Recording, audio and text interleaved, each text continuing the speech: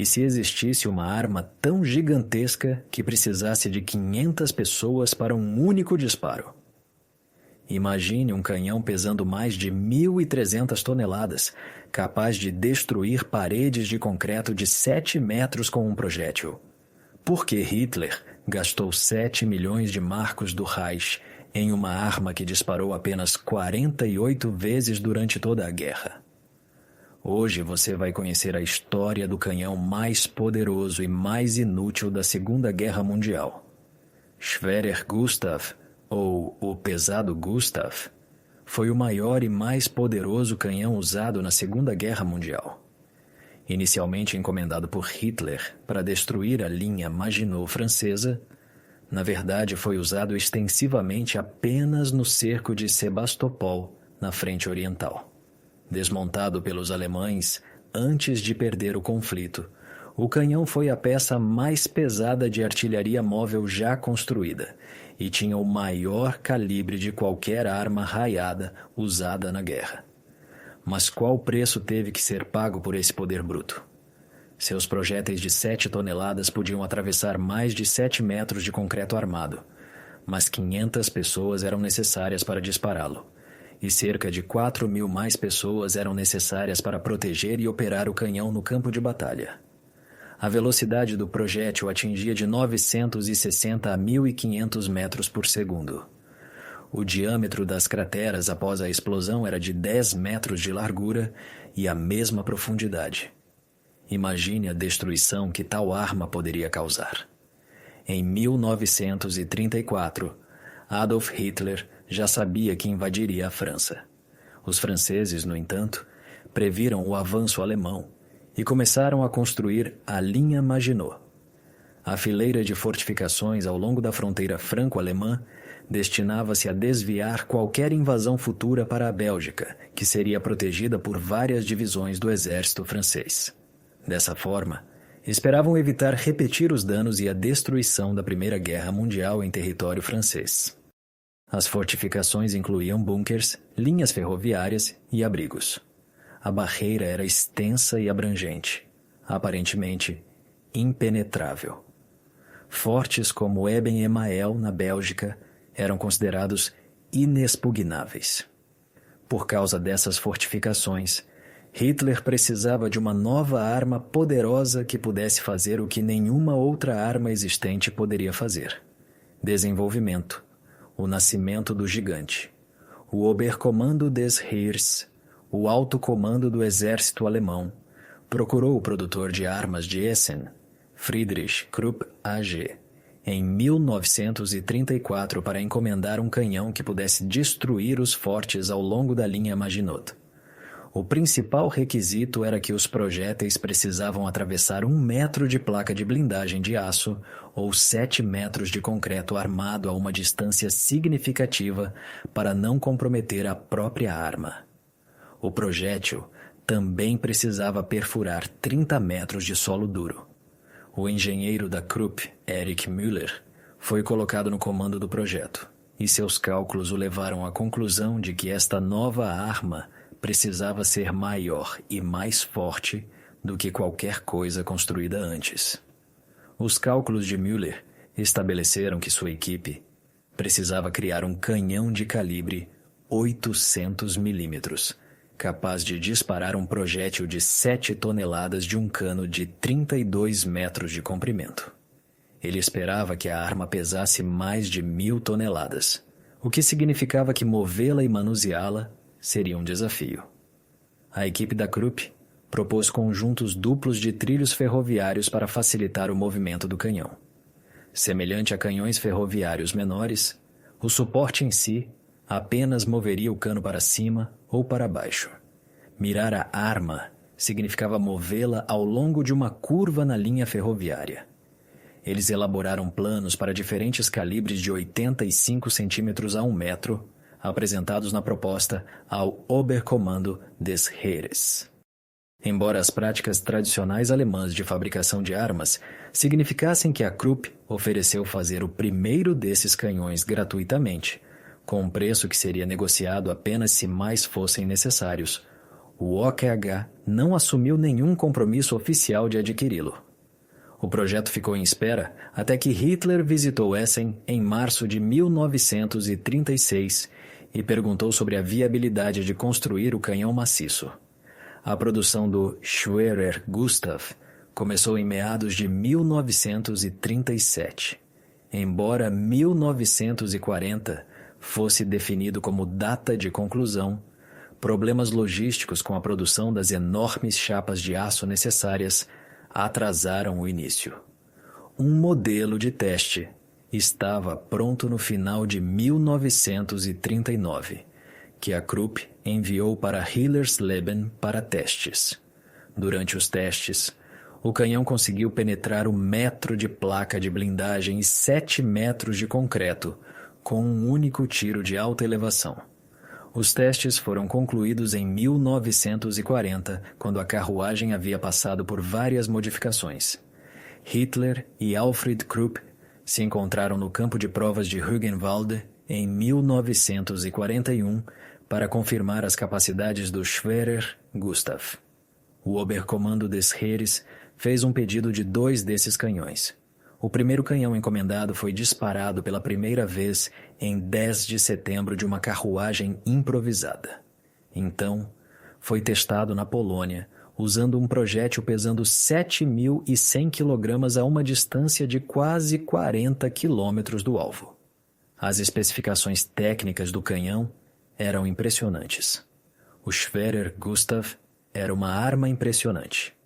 O calibre era de 807 milímetros, mas após os disparos, devido à pressão ultra alta e ao atrito, aumentou, segundo alguns dados, para 810 milímetros, segundo outros, para 813 milímetros.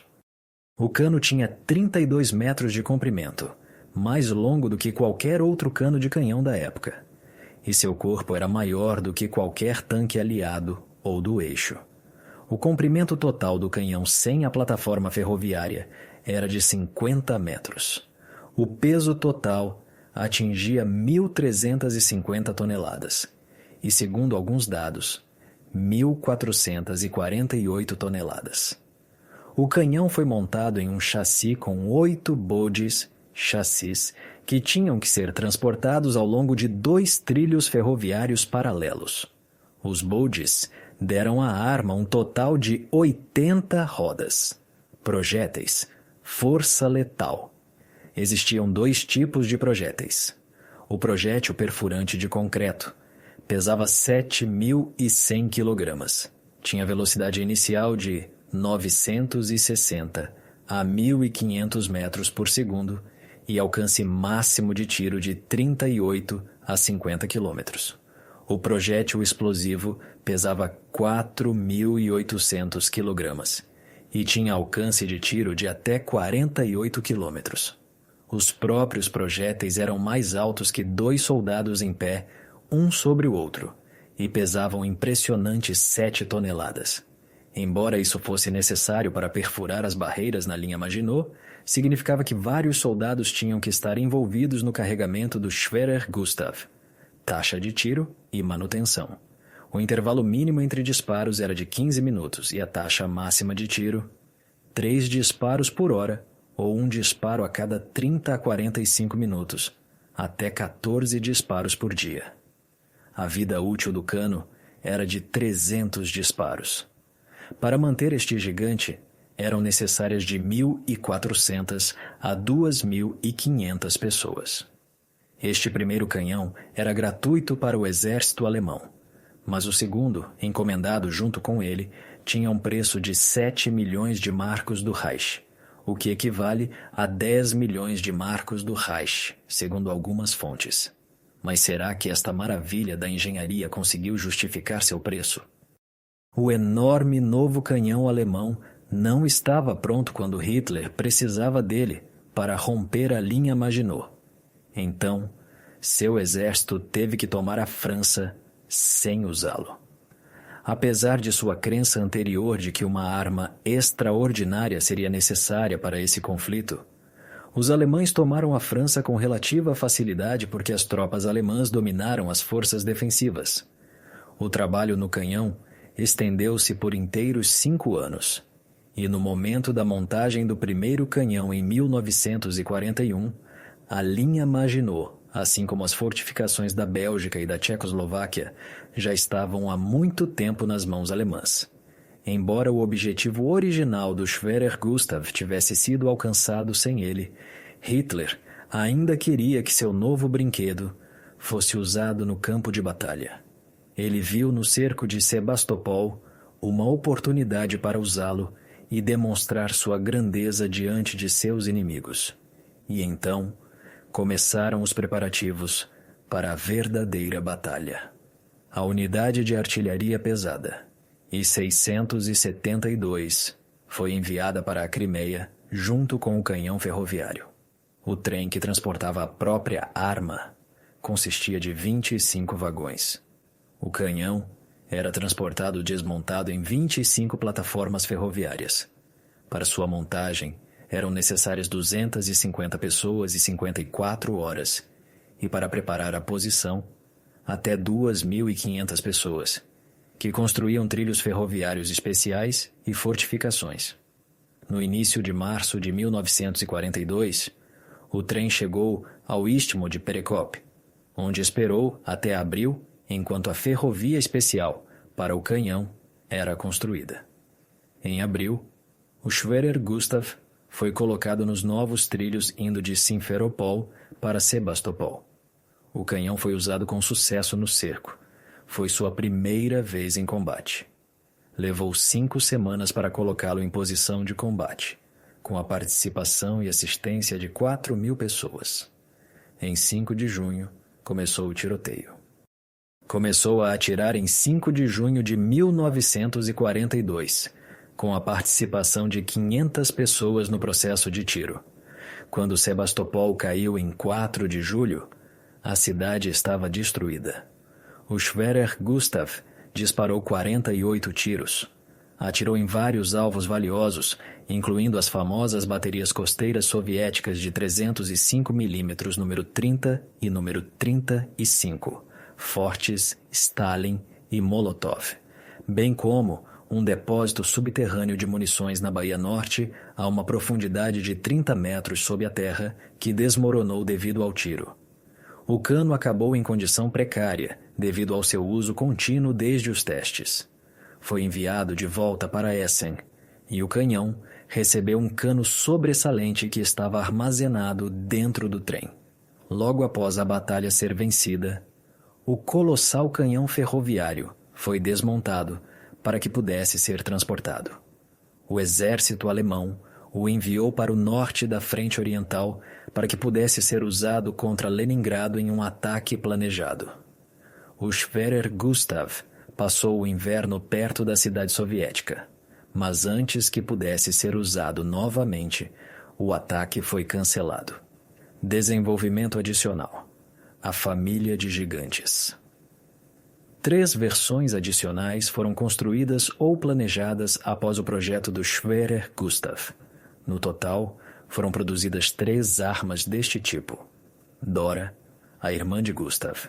O segundo canhão produzido, e o único outro usado em batalha, foi chamado de Dora, em homenagem à esposa de Erich Müller. Custou 7 milhões de marcos do Reich, o que equivale a 24 milhões de dólares americanos em 2015. Dora foi implantada a oeste de Stalingrado em meados de agosto de 1942, mas não estava pronta para combate até 13 de setembro. Em fevereiro de 1942, Dora foi direcionada para a Crimeia à disposição do 11º Exército, onde sua principal tarefa tornou-se o bombardeio das famosas fortificações soviéticas do Sebastopol sitiado. Como as tropas soviéticas estavam prestes a cercar os alemães logo depois, as tropas alemãs decidiram recuar, levando a arma poderosa com eles. Langer Gustav, projeto do futuro. Langer Gustav era um canhão de segunda geração que foi destruído por bombardeios britânicos sobre Essen durante a construção.